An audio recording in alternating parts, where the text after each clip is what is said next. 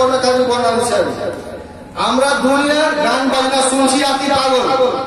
হ্যাঁ, তো জান্নাতের ভিতরে গান হবে জানেন। জান্নাতি হুরেরা এক জায়গাতে এসে কি হবে, তারা গচ্ছিত হবে, জমা হবে। আমি এটাও বলছি যে এটা আমি বানিয়ে বলি না, হযরত আলী রাদিয়াল্লাহু তাআলা আনহু থেকে হাদিসের বর্ণনাকারী বলেছেন। হাদিস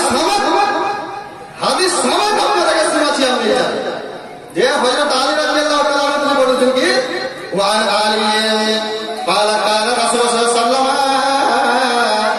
إن في الجنة لا مجتمعان من حور العين يرفعن بأصوات لم تسمع الخلائق مثلها يقولنا نحن الخالدة فلا نبيض ونحن النائمة فلا نبعث ونحن الرازية فلا نسكت طوبى لمن كان لنا وكنا له حضرت علي বলেছেন যে নিঃসন্দেহে জান্নাতি হুরের একটা জায়গা থাকবে, ওখানে করে সমস্ত জান্নাতি হুরেরা গিয়ে একত্রিত হবে।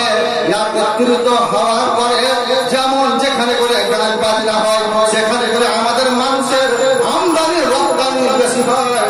তো জান্নাতিদের হুরেরা এক জায়গাতে গিয়ে তারা কি করবে, গান করবে, গান শোনাবে। কেমন ধরনের গান শুনেন, লাম তাসমাইল খালাইক মিসলাহা, তাদের আওয়াজের মতো, তাদের সুরের মতো, ইয়ারফানা বিআসওয়াতে, আর তাদের কণ্ঠস্বরটা এত সুমিষ্ট হবে আর এত উঁচা আওয়াজের হবে, আর তারা এইভাবে গান বলবে বা গান বলবে, ইয়াকুলনা নাহনুল খালিদাত ফালা নাবিদ।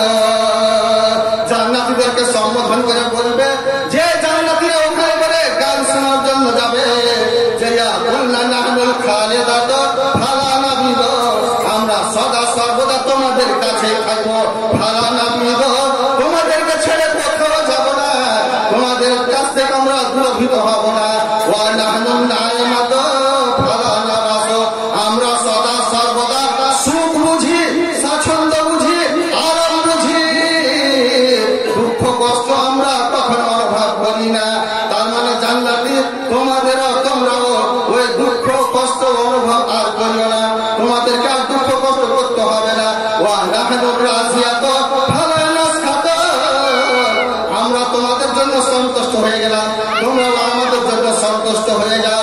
তুবা লিমান কানা লানা ওয়া কুন্না লাহু, তোমরা আমাদের জন্য খুশি হয়ে যাও এবং আমরাও তোমাদের জন্য কি বললাম, তোমরা আমাদেরকে পেয়ে খুশি হয়ে যাও আর আমরাও তোমাদেরকে পেয়ে খুশি হয়ে গেলাম। যাই হোক, আজান হতে লাগলো, টাইম যেটা ছিল, যাই হোক।